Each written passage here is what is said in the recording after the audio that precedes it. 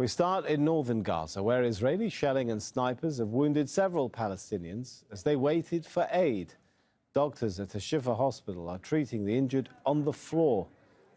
Israeli troops targeted crowds waiting for aid to enter Nabulsi roundabout in Gaza City. The civil defense crews have recovered the bodies of Palestinians killed in the latest Israeli airstrikes in Gaza City.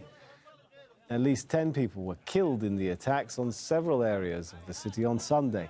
Wounded children and others were pulled from the rubble of their destroyed homes in the Asabra neighborhood. Meanwhile, the Royal Jordanian Air Force has carried out an aid drop operation in Gaza, delivering much-needed humanitarian aid. Hundreds of displaced people gathered where the aid was dropped. Much of it fell along the coast. Palestinians had to wade out into the sea to obtain the packages. Tariq Abu Azoum is live for us in Rafah in southern Gaza. Let's start with the latest strikes from the air, sniping from the ground. It's a day of very gruesome images emerging from Gaza. Take us through them.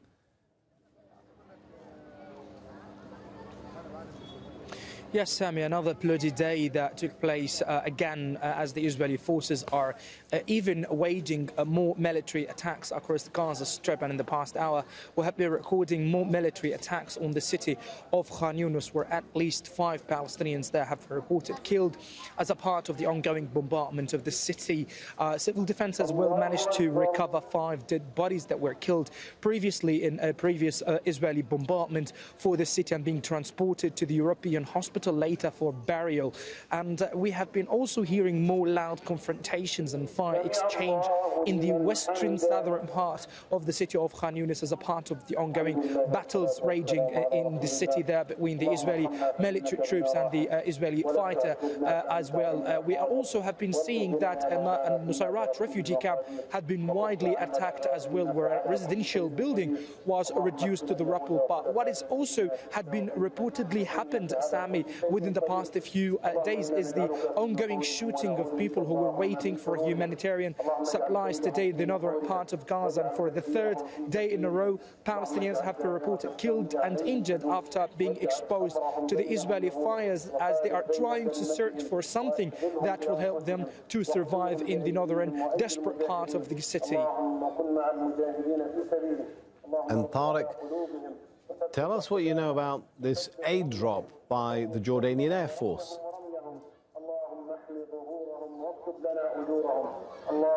Yes, Sammy, just a few hours ago we've been seeing in the sky of Rafah in the southern part of Gaza a Jordanian military plane dropping different and parachuting different humanitarian aids, and it's not yet clear if they are being delivered to the people or to the Jordanian field hospital that had been established within the war inside Gaza. But we have been seeing crowds of people being gathered in the coastal line of the southern part of Gaza, waiting for such drops to get and to land here in Rafah or even in the coastal line. But in fact, the vast majority of such drops have been landed in the sea, in the middle of the sea, where people cannot really manage to obtain and this is absolutely terrifying, as people are in a very desperate need for humanitarian supplies in light of the very limited number of humanitarian trucks being allowed to get into Gaza throughout the last 2 remaining spots of aid deliveries.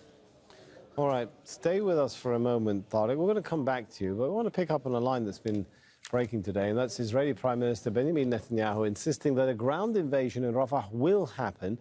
Now, he says only a potential ceasefire will only delay that. Israel's army presented its operational plan to the War Cabinet on Sunday ahead of the planned offensive. At least 1.5 million Palestinians are sheltering in Rafah. That's more than half the Strip's population. Let's go to Hamda Salhoui, because she joins us now from occupied East Jerusalem. So, looking at this plan, is it clear, Hamda, what happens to the people if they go in and invade Rafah in the south, where a lot of Palestinians have been cramming into that southern corner?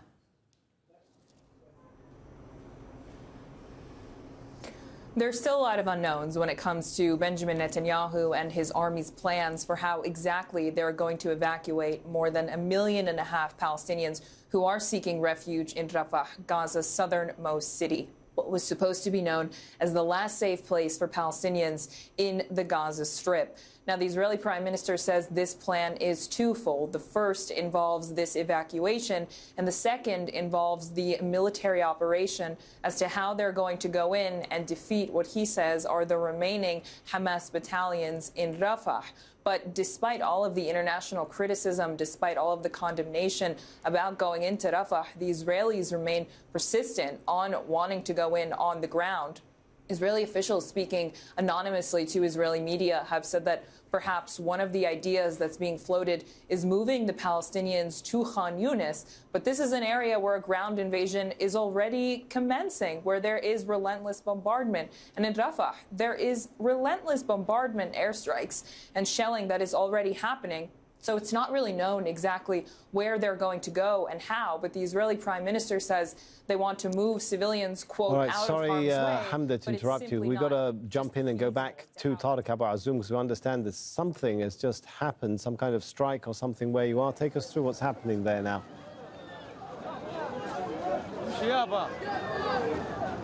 Yes, Sammy. In fact, as we've been waiting for you to return back to me just to keep reporting about the latest updates on the ground, a sudden loud exploding being heard just a few meters away from Al-Kuwaiti Hospital, from our location right now. It was a loud explosion that took place after a very intensive military movement for the Israeli surveillance and fighter jet drones on the vicinity of the Al-Kuwaiti Hospital. A loud explosion, a loud fire had been heard inside this area. We've been hearing the sound of the missile as it was heading to the target, where everyone, as you can see right now at the background, has started to rush to see what is happening, because there is a very big loud explosion that is followed with more smokes rising, as you can see right now on the horizon at the background. We are trying to check to see what will happen next, specifically that the majority of ambulances of Al-Kuwaiti Hospital rushed to the location of the targeting. Now, the attack in fact happened in areas you can right now see very safe? Do we need to let you go to take cover? With evacuees. We are trying to be safe. As you right now can see, there is no any safe place in Gaza. Bombardment is in everywhere, even in an area that is supposed to be as a safe zone. We are wearing our helmet, our vest right now. People here are having a kind of a very active movement here in the streets because it's a rush hour. They are trying to take everything that they are in a very desperate need for before they just return back to the evacuation centers that they are sheltering in. So the attack had been very loud, as you can right now hear. The ambulances are trying to bring, if there's any casualties or victims had been resulted from the Israeli military attack.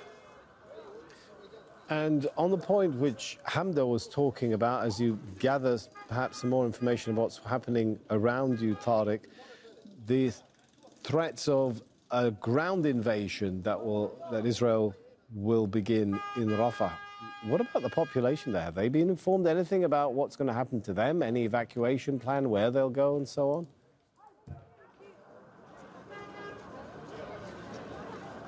Well, Sammy, what you can see right now is a very tiny scenario of what might be expected more if there's going to be a military incursion. A military incursion for Palestinians in the south means that there's going to be unrelenting, intensive Israeli bombardment for residential neighborhoods, as what you have been hearing within the past few moments. And it means that there's going to be more bloodshed among civilians and an incredible increase of casualties among civilians. And what Palestinians also are terrifying is the collapse of negotiations being made by Qatar and Egypt between Hamas and Israel in terms to reach for a ceasefire that might bring an end for the hostility and release of Israeli captives as well from inside Gaza. But also Palestinians started to practically prepare for the day next. Like some families had evacuated to the central areas of Gaza, which had been also under intense Israeli bombardment. Others refused to leave because simply they are saying, we have nowhere else to go.